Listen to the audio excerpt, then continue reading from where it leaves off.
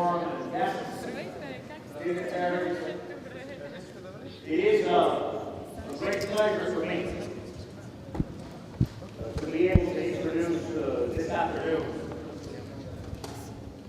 the Speaker of the House of Representatives of the United States, John Boehner. John Boehner is a friend of the cause of freedom. He knows the difference. Like the Baltics, Eastern Europe, and frankly even in the Pacific. And that's why the organization that you all belong to across the globe, it's humbling for me, Lincoln, on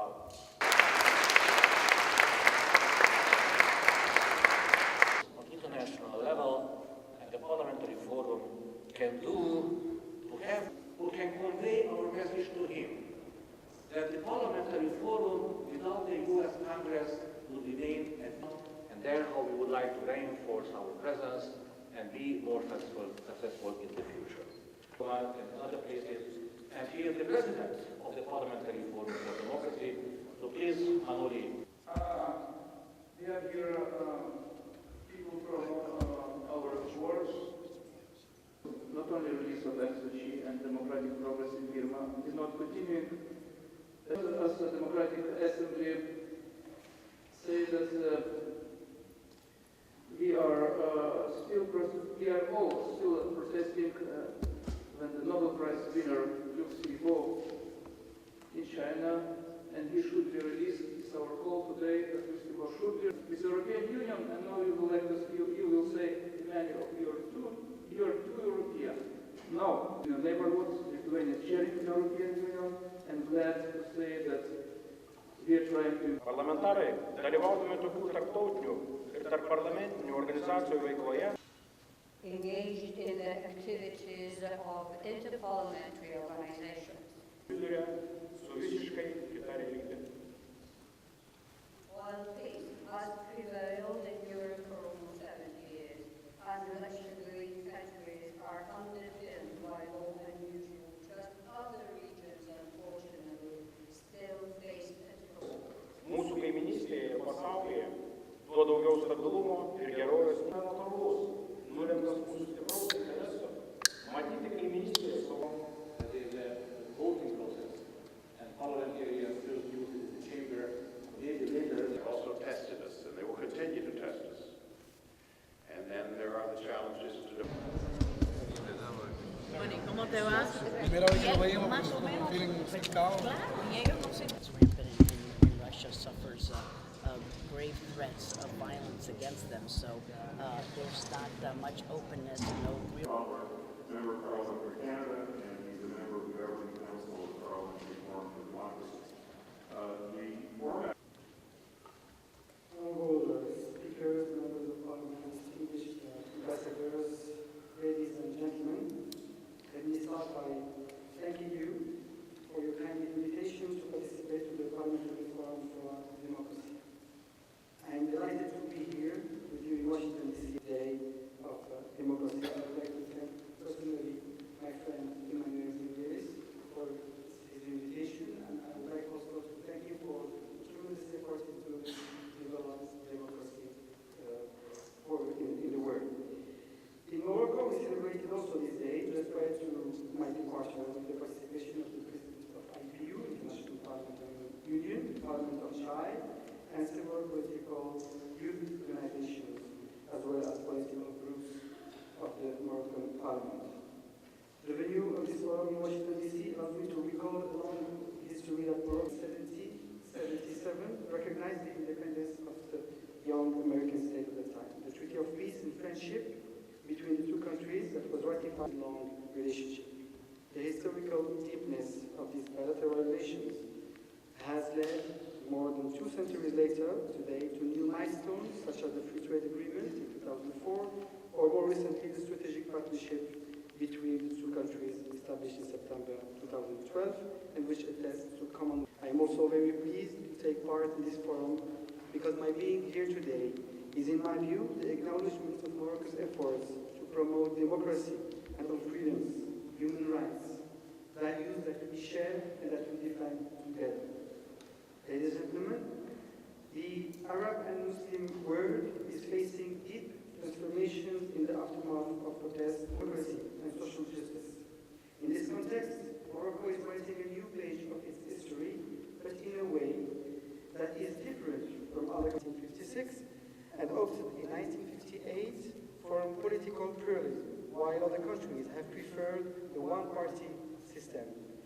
These same countries where the regime have collapsed. It also adopted in 1963 an important law instituting individual, collective, and labor fundamental ways of reform, focusing in the beginning on human rights. It introduced deep political changes that resulted in 1998 in the ascent of 1999. His Majesty King Mohammed VI showed his commitments to democratic choices and commission to address past human rights violations by identifying and compensating their victims. The new family code was voted, establishing in particular the equality of rights between men and women. Previously, women were considered under the authority of men, either the father or the husband. Finally, was set in March 2011 during the Arab Spring, King Mohammed VI announced a major reform of the constitution, simultaneously responding to the aspiration of the political parties and of legitimate claims by the youth movements and mass demonstrations. After the adoption of the constitution by referendum in July 2011, the early parliamentary elections were held in November 25th. They led to a second alternation to the government, this time decided by the people after the national elections. After the victory of the main opposition party, the Party of Justice and Development, which is a moderate Islamist party, its Secretary General was appointed head of government. This path, ladies and gentlemen, shows the gradual maturation of the democratic process during 50 years, with growing acceleration that make it a genuine and real and authentic process. The fact that Morocco did not wait for the Arab Spring to announce reforms made it able to absorb the wave of protests in the logic of institutional evolution, maintaining peace, stability, and economic growth. The political changes introduced made it possible to absorb the protests and to locate them within the institution. Dominant party, but where the transition is fraught, where it's contested, where there are internal divisions that are threatening to derail any kind of transition there. So my specific question, and I'm going to start with Representative Ros-Lehtinen, in the context of both your work as a member of Congress, this important institution here, your knowledge of the world, of course, as a foreign affairs expert, but also in the context of this group of people from parliaments trying to help, what would you suggest should be the role of the Congress and the United States in trying to help these transitions become successful democracies? Well, thank you very much, and I'm thrilled to be a part of this terrific panel discussion. And I regret that because of our crazy congressional schedule, I'm going to speak. I'll answer your question. To have free societies where we have democracies, we have freedom, we have the rule of law, separation of powers, where people are able to have political parties and express their opinions through democratic means, and that's certainly what every free individual would like to live under that type of government.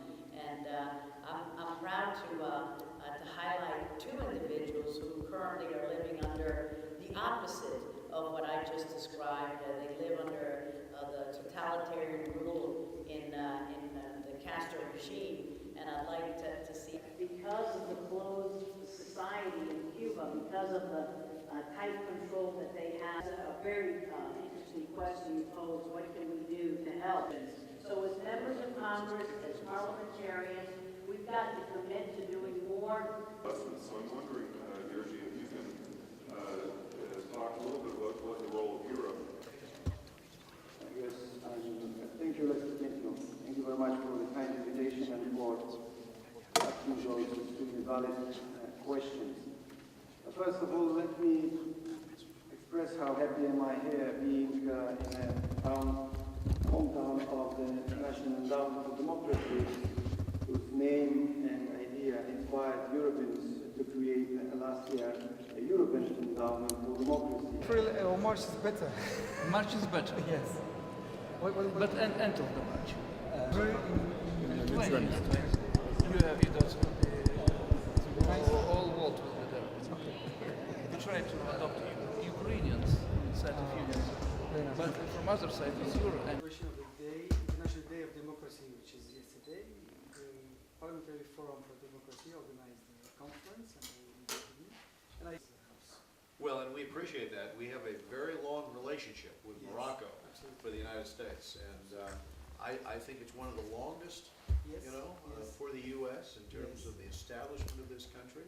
Morocco recognized the independence of the United States in 17. This is Morocco got you on my stand. Well, I think it's extremely positive. We already have a tremendous relationship with Morocco. We share a relationship for many years that is historic, and it's an honor for me to sit with the Speaker of the House, my counterpart in Morocco. أعضاء الكونغرس الأمريكي في المنتدى البرلماني من أجل الديمقراطية اعتبروا المغرب نموذجا لبلد استطاع أن يحقق تطورا هادئا على طريق الديمقراطية، حيث صار المغرب في نظرهم نموذجا بالنسبة لدول الجوار في مجال الإصلاحات والاستقرار والسلام بمنطقة الشرق الأوسط وشمال إفريقيا. إن المغرب يقدم اليوم نموذجا لبلد استطاع المضي قدما في طريق الإصلاح الديمقراطي وبناء مؤسسات تشريعية ديمقراطية من خلال الارتكاز على مبادئ الحوار والتسامح، وهذا ما جعل من المغرب يعد نموذجا رياديا بالمنطقة.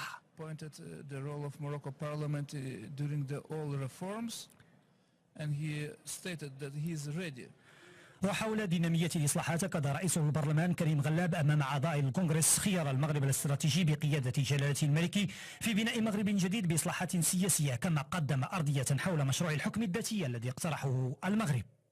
أنه الحل الذي قدمه المغرب كحل سياسي يحظى باعتراف وباحترام وبتأييد كثير من الدول الكبيرة، فكل هذه التوضيحات كل هذه التفسيرات تجلب اهتمام الكونغرس الأمريكي وتعطي ثقل أكبر للطرح المغربي. أعتقد أن مخطط الحكم الذاتي المقترح من طرف المغرب يعد ردا ذكيا جدا ودبلوماسيا وإنسانيا يستحق دعم المجموعة الدولية، لأنه يعد فعلا حلا يعود بالنفع على جميع الأطراف، سيساعد من دون شك إلى تسوية عادلة قادرة على تأمين الاستقرار الإقليمي وإرساء ركائز الاندماج بالمنطقة. هذا اللقاء الذي نظم من طرف المنتدى البرلماني من أجل الديمقراطية بالكونغرس الأمريكي والمعهد الدولي الجمهوري والرئاسة الليتوانية لمجلس الاتحاد الأوروبي، لقاء يأتي بهدف الوقوف عند دور البرلمانيين في تعزيز الديمقراطية.